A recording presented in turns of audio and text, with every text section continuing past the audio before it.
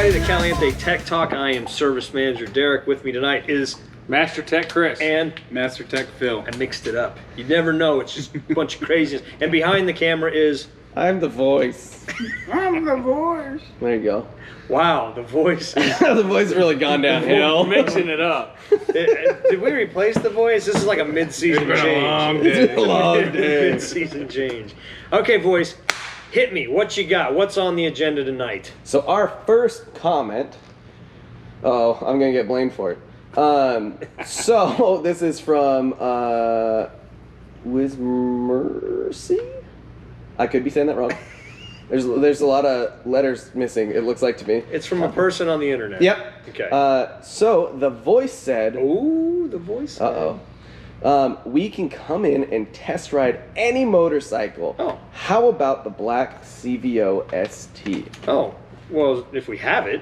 Yeah. And that's what I would sold the last say. one Is we I would had. say They don't last long. No. they don't last long. The sales staff is not particularly happy when they have to do a test ride on those, but they will. Most likely, if you're coming in to test ride that, you're probably going to need to be in that. You're gonna need to be ready to Pretty serious. giddy Yeah. up. Also, demo days. Man, look for a demo Demo days. days. That's Yep, a we good just one. had one. Yeah. Does it have to be the black one though? Yeah, 'Cause it the could be the white white one. one. The white one actually handles the exact same way. It just says black CVO ST, Okay, which we just had one. Yes. For like a week or maybe two. I don't know if it was It 2 was weeks. sold the first week and it stayed there. It was waiting for some parts to come Yeah. in. But yeah. But I mean, if that's the bike you want to ride, you better come in and. Yeah, when it gets here, come in quick because Yeah. they do not last. But yeah, I mean, For the most part, we let them all test ride. You got to have an endorsement on your license. Yep, you gotta So be wearing the correct You gear. got to have the gear on, and So then what's the gear? Pants, closed-toed shoes. I Hey. would bring your own helmet if you have your own helmet. Yeah, Or we have a preferably helmet. gloves. Yep. Thong. We have A jacket of some long sleeves. yeah, something to cover your arms. We even have helmets that you can, if they have them, Yeah. you can borrow them. But that's about it. I mean, Yeah. M endorsement's the big thing. Yeah.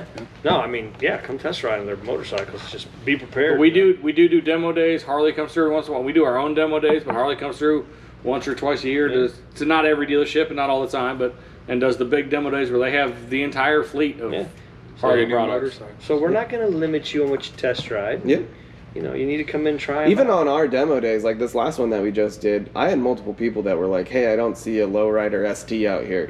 Can I get one?" Yeah, okay, I'll bring one out. Yeah, we've got a whole showroom full of bikes, so we like. You might be limited on color. Yeah, Yes, if you but tell again- me, if I bring out a black lowrider ST and you're like, "Ooh, I wanted the shark blue one," I'm gonna be like, Well, you buy the shark blue one. "Yeah, you but can test buy that ride one, ride this one." Right. Okay, well that's.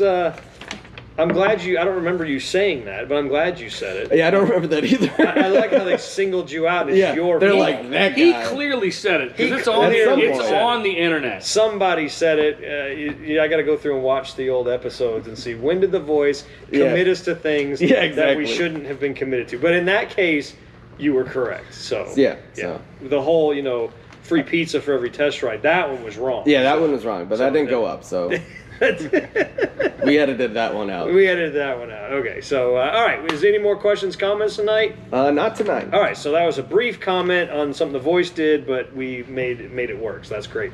What is our topic tonight, voice? I like this whole you're the one feeding us the info, so we just sit here. It's a nice change of pace. It is because It we're is. sitting here like, ooh, what's next? What's You know, next? us blind people don't I try like and just read being able to things. say snarky things. Now I actually have like responsibility. Yeah, you got Yeah. responsibility. I'm not sure about this. And he could be making this up. Yeah, I totally could. So the topic for tonight is service write-ups and drop-offs. That's general. It is general. Service write-ups and okay. Like what you tell the service mentality. rider when you drop off. Yeah, is okay, that that's what we're what looking the at? Is service that- drive experience. I guess that's Sure, what I sure. would Experience. Okay, I like that. That's good Yeah, because for that is the- that's the initial interaction with the service department. So that's an important one. It is. You're I meeting. think You're in with- charge of that. You think I get So them to from do the anything point I you- want them to do? You pull up. Yeah, and you roll kick up. your kickstand down. Kick your stick. Kick That's your right. stick down. Yeah, that's in a the dirt. catchphrase. Good job, Phil. So you come up. I can give you my ideal scenario. Now, whether or not that's what the experience is every time may or may not be. But if you pull up, you should be met with someone coming to greet you. and I know that they're going to tell me that never happens, but that would be the ideal scenario. Would be. You get If that. you have hopefully an appointment, meaning they were aware you were showing up, even better, they should be ready for you at that Yes. point. But you can roll in. We do first come, first serves on the weekend, so that's fine. But I would think, I roll up on my bike, let's give a scenario.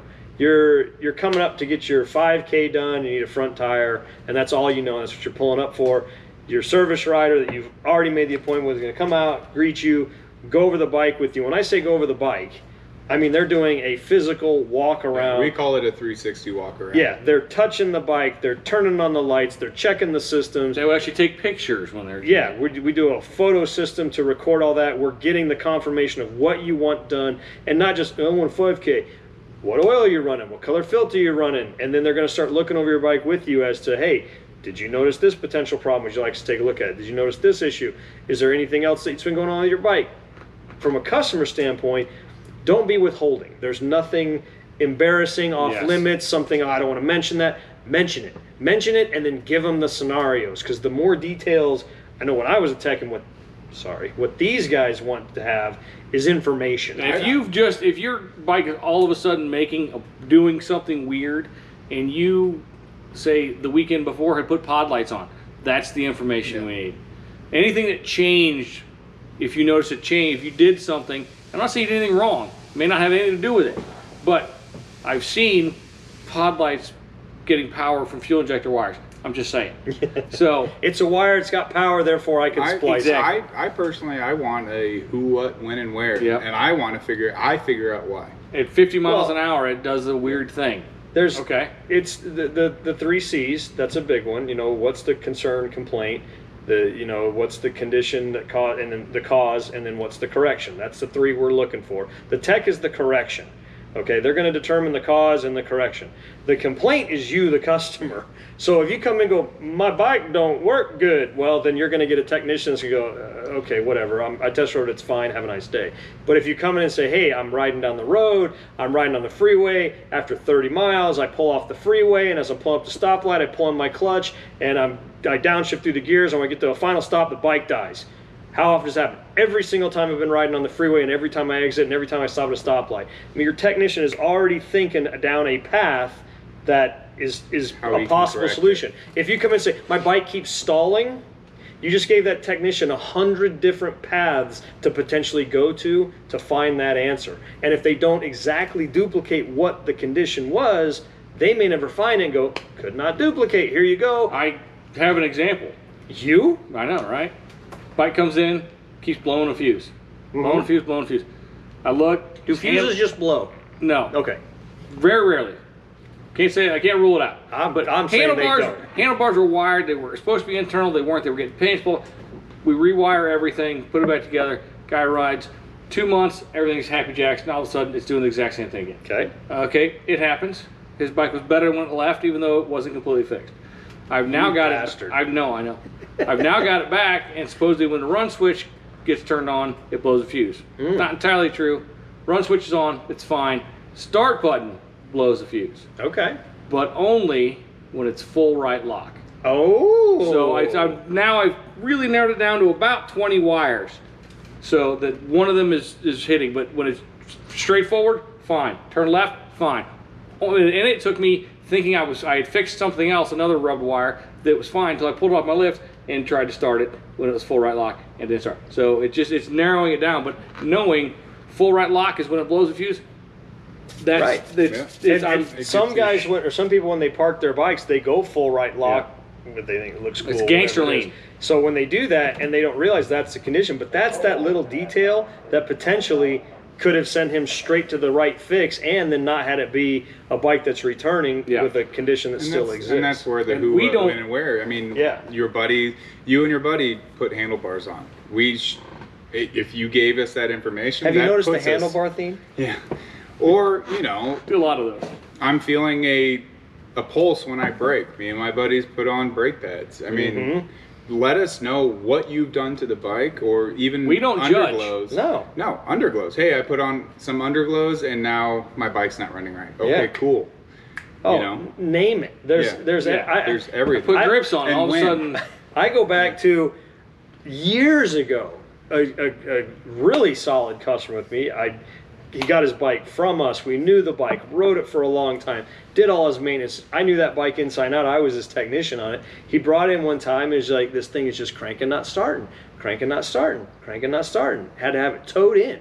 So I'm going through it. I'm trying to check. I'm checking this, checking that, checking this, checking that. Can't find out what the hell's going on. You always want to check for fuel. That's an obvious one. We've had them come in without fuel.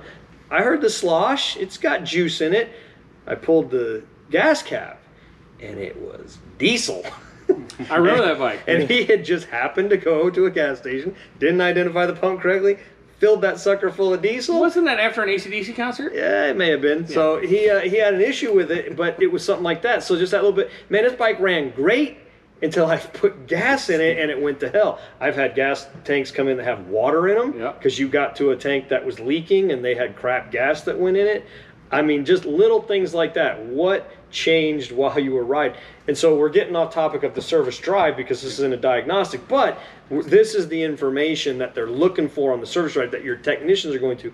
It will save you a follow-up phone call from a technician later. You save you diagnostic time and expense. Absolutely, and that's a big one. That's a big because one. You know the diagnostic. I see there's some really good videos out there out in the world from like car mechanics and shops that talk about customer states. Why am I paying? Yeah, customer states, and why am I paying diagnostic time?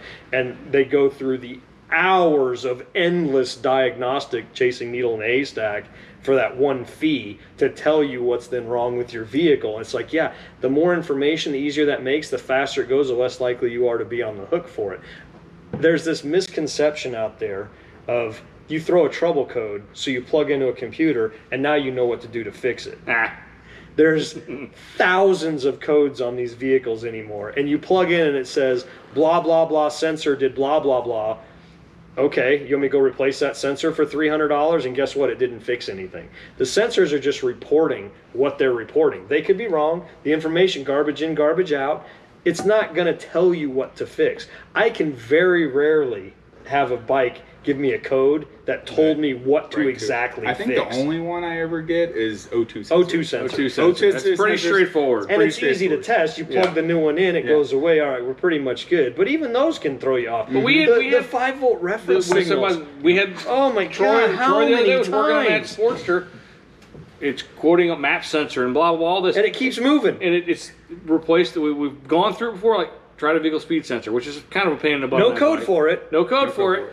But it runs on the same system, and sure as Nikes, it was the vehicle speed sensor. It's grounding out and stealing the 5-volt reference This signal. is honestly kind of where I wanted to go with customers, and you know, the more information you give us at write up. Wait, you knew what we're going to talk about? Yeah, yeah, I did. Him and the voice. Collusion. Him and I are. A lot of collusion. The voice colluding. Oh, we didn't introduce the voice tonight. I'm sorry. Hey, voice. Hey, I read stuff now. So he reads stuff. So He's he an was announcer. already there. But so after all of that, and you give the service writer, hey, this is what my bike's doing. This is when it happens. This is where it happens. This is what I've done. This is what I haven't done. Then the bike comes. Everything gets written down. You sign that piece of paper, and then it comes to the technician.